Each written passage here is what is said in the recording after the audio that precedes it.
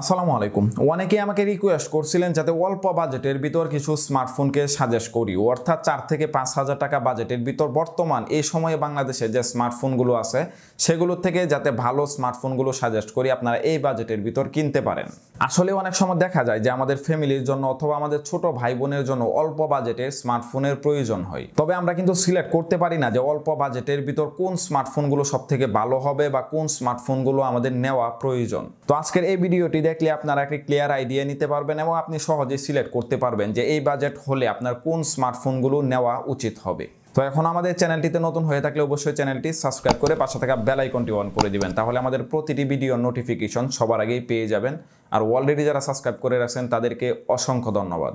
আসলে বর্তমান এই সময়ে 4 থেকে 5,000 টাকা বাজেটের কিন্তু তেমন বেশি স্মার্টফোন বাংলাদেশের মার্কেটগুলোতে অ্যাভেলেবেল পাওয়া যায় না, কারণ এই বাজেটের ভিতর স্মার্টফোনগুলোর বিশাল একটা ক্রাইসিস রয়েছে। হয়তো সামনে এই ক্রাইসিসগুলো পূরণ হয়ে যাবে আশা করা যায়। তবে যাই হোক, আজকের এই ভিডিওর মধ্যে যে 5টি স্মার্টফোন আপনাদের সাথে শেয়ার করতে যাচ্ছি সেগুলো বর্তমান এই সময়ে আপনারা মার্কেটের মধ্যে অ্যাভেলেবেল পেয়ে যাবেন। আমাদের লিস্টে থাকা নাম্বার 5-এ আমরা যে স্মার্টফোনটিকে সিলেক্ট করে রাখছি সেটি হচ্ছে স্যামসংয়ের একটি smartphone, Samsung B99 Plus 3G। এই ফোনটিতে আমরা ডিসপ্লে হিসাবে পেয়ে যাব 5 ইঞ্চির একটি ডিসপ্লে। প্রসেসরটি হচ্ছে কোয়াড কোরের প্রসেসর, র্যাম থাকবে 1GB, স্টোরেজ থাকবে 8GB। ব্যাক ক্যামেরাটি থাকবে 5 মেগাপিক্সেলের, ফ্রন্ট ক্যামেরাটি থাকবে 5 মেগাপিক্সেলের। আর এই ফোনটির ব্যাটারি হিসাবে পেয়ে যাব 2000 মিলিঅ্যাম্পিয়ার ব্যাটারি। আর এই ফোনটির বাংলাদেশের অফিসিয়াল প্রাইস রয়েছে 3,890 টাকা। আপনি যদি চান 3,500 টাকার একটু উপরে রেখে আপনি একটি ভালো স্মার্টফোনকে সিলেক্ট করতে, তাহলে চাইলে কিন্তু এই ফোনটিকে দেখতে পারেন। এই ফোনটি সিলেক্ট করার অন্যতম কারণ হচ্ছে এই ফোনটির ইউজার রিভিউ যথেষ্ট ভালো পেয়েছি। তো আপনারা চাইলে কিন্তু এই বাজেট হলে আপনারা এই ফোনটিকে কিন্তু দেখতে পারেন। আমাদের লিস্টে থাকা নাম্বার 4-এ আমরা যে স্মার্টফোনটি নিয়ে কথা বলবো সেটি হচ্ছে আমাদের দেশীয় একটি ব্র্যান্ডের smartphone ওয়ালটনের Walton Primo E12 4G। এই ফোনটিতে আমরা ডিসপ্লে হিসাবে পেয়ে যাব 5 ইঞ্চির একটি ডিসপ্লে। প্রসেসরটি হচ্ছে কোয়াড কোরের একটি প্রসেসর। মেইন ক্যামেরা হিসাবে পেয়ে যাব 5 মেগাপিক্সেলের ক্যামেরা। ফ্রন্ট ক্যামেরা হিসাবে পেয়ে যাব 2 মেগাপিক্সেলের ক্যামেরা। র্যাম থাকবে 1GB, স্টোরেজ থাকবে 8GB। ব্যাটারি হিসাবে পেয়ে যাব 2000 মিলিঅ্যাম্পিয়ার ব্যাটারি। আর এই ফোনটির বাংলাদেশের অফিসিয়াল প্রাইস রয়েছে 4,490 টাকা। এই ফোনটি কিন্তু খুবই আপডেট একটি ফোন। বর্তমান এই সময়ে বাংলাদেশের মার্কেটগুলোতে আপনারা অ্যাভেলেবেল পেয়ে যাবেন, কারণ জুলাইয়ের 2021-এ কিন্তু এই ফোনটি বাংলাদেশে রিলিজ হয়।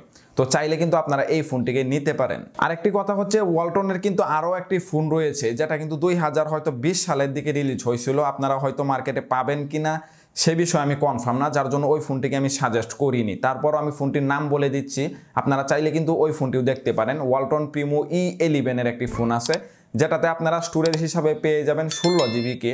আপনাকে ওই স্টোরেজটা যথেষ্ট হেল্প করবে, কারণ এই ফোনটিতে কিন্তু আমরা 8GB পাচ্ছি আর ওই ফোনটিতে কিন্তু আপনারা 16GB পেয়ে যাবেন। তো আপনারা ওই ফোনটিকেও দেখবেন, যদি পেয়ে যান তাহলে ওই ফোনটি নিতে পারেন। তবে আলাদা যে কনফিগারেশনগুলো আছে সেগুলো কিন্তু সেম টু সেম, শুধুমাত্র স্টোরেজটা ওই ফোনের মধ্যে বেশি থাকবে। আমাদের লিস্টে থাকা নাম্বার 3-তে আমরা যে স্মার্টফোনটিকে সিলেক্ট করে রাখছি সেটিও স্যামসংয়ের একটি স্মার্টফোন, স্যামসং i12। এই ফোনটিতে ডিসপ্লে হিসাবে পেয়ে যাব 5.45 ইঞ্চির IPS LCD ব্যবহারকৃত HD+ রেজুলেশনের ডিসপ্লে। প্রসেসরটি হচ্ছে কোয়াড কোরের একটি প্রসেসর। মেইন ক্যামেরা হিসাবে পেয়ে যাব 8 মেগাপিক্সেলের ক্যামেরা। ফ্রন্ট ক্যামেরা হিসাবে পেয়ে যাব 5 মেগাপিক্সেলের ক্যামেরা। র্যাম থাকবে 1GB, স্টোরেজ থাকবে 16GB। ব্যাটারি হিসাবে পেয়ে যাব 2400 মিলিঅ্যাম্পিয়ার ব্যাটারি। আর এই ফোনটির বাংলাদেশের অফিসিয়াল প্রাইস রয়েছে 4,390 টাকা। স্যামসং i12 এই ফোনটি নিয়ে কি বলবো, মানে এই বাজেটের ভিতর 4,400 টাকার ভিতর সেরা একটি ফোন হিসাবে আপনি এই ফোনটিকে আপনি চোখ বন্ধ করে সিলেক্ট করতে পারেন। এই ফোনটির ইউজার রিভিউ যথেষ্ট ভালো পেয়েছি এই বাজেটের ভিতর। এই বাজেটের ভিতর আপনারা যদি চিন্তা করেন যে 16GB স্টোরেজের কোনো ফোন, তাহলে হয়তো আপনারা সচরাচর পাবেন না, কিন্তু এই ফোনটি কিন্তু আপনাকে 16GB স্টোরেজ প্রোভাইড করতেছে। তো চাইলে কিন্তু এই ফোনটিকে সিলেক্ট করতে পারেন। এই ফোনটির ইউজার রিভিউ যথেষ্ট ভালো পেয়েছি। আপনারা চাইলে এই বাজেটের ভিতর ফোনটি কিনে লং টাইম মোটামুটি ইউজ করতে পারবেন। আমাদের লিস্টে থাকা নাম্বার 2-তে আমরা যে স্মার্টফোনটিকে সিলেক্ট করে রাখছি সেটি হচ্ছে নোকিয়ার একটি স্মার্টফোন, নোকিয়া C1। এই ফোনটিতে ডিসপ্লে হিসাবে পেয়ে যাব 5.45 ইঞ্চির IPS LCD ব্যবহারকৃত HD+ রেজুলেশনের ডিসপ্লে। প্রসেসরটি হচ্ছে কোয়াড কোরের একটি প্রসেসর। মেইন ক্যামেরা হিসাবে পেয়ে যাব 5 মেগাপিক্সেলের ক্যামেরা। ফ্রন্ট ক্যামেরাটি থাকবে 5 মেগাপিক্সেলের ক্যামেরা। র্যাম থাকবে 1GB, স্টোরেজ থাকবে 16GB। ব্যাটারি হিসাবে পেয়ে যাব 2500 মিলিঅ্যাম্পিয়ার ব্যাটারি। আর এই ফোনটির বাংলাদেশের অফিসিয়াল প্রাইস রয়েছে 4,990 টাকা। আপনি যদি চান যে অল্প বাজেটের ভিতর নোকিয়ার কোনো স্মার্টফোনকে ব্যবহার করতে, তাহলে চাইলে কিন্তু এই ফোনটিকে দেখতে পারেন, নোকিয়া C1। এই ফোনটির কিন্তু ওভারঅল পারফরমেন্স অনুযায়ী যথেষ্ট ভালো ইউজার রিভিউ পেয়েছি, যার জন্য এই ফোনটিকে সিলেক্ট লিস্টে রাখলাম। আসলে নোকিয়া ব্র্যান্ডের যে স্মার্টফোনগুলো আছে আপনারা হয়তো সকলেই জানেন যে সেই স্মার্টফোনগুলো কিন্তু হাই বাজেটের হয়ে থাকে, হাই কনফিগারেশন দিয়ে তৈরি করে। তবে এই বাজেটের ভিতর যে নোকিয়া স্মার্টফোনগুলো থাকবে সেটা কখনোই আশা করিনি। তো চাইলে কিন্তু এই ফোনটিকে আপনারা সিলেক্ট করতে পারেন যদি আপনার বাজেট 5,000 টাকা হয়ে থাকে। তবে যথেষ্ট ভালো ব্যাটারিকে এখানে ইউজ করা হয়েছে, সেটা যথেষ্ট ভালোই ব্রেকআপ দিবে। আমাদের লিস্টে থাকা সর্বশেষ মানে নাম্বার 1-এ যে স্মার্টফোনটিকে সিলেক্ট করে রাখছি সেটি হচ্ছে ম্যাক্সিমাসের একটি ফোন, ম্যাক্সিমাস P11। এই ফোনটি তো ডিসপ্লে হিসাবে পেয়ে যাব 5.45 ইঞ্চির IPS LCD ব্যবহারকৃত HD+ রেজুলেশনের ডিসপ্লে। প্রসেসরটি হচ্ছে কোয়াড কোরের একটি প্রসেসর। মেইন ক্যামেরা হিসাবে পেয়ে যাব 8 মেগাপিক্সেলের ক্যামেরা, ফ্রন্ট ক্যামেরাটি থাকবে 5 মেগাপিক্সেলের ক্যামেরা, র্যাম থাকবে 2GB, স্টোরেজ থাকবে 16GB। আর এই ফোনটির ব্যাটারি হিসাবে পেয়ে যাব 3100 মিলিঅ্যাম্পিয়ার ব্যাটারি। আর এই ফোনটির বাংলাদেশের অফিসিয়াল প্রাইস রয়েছে 4,990 টাকা।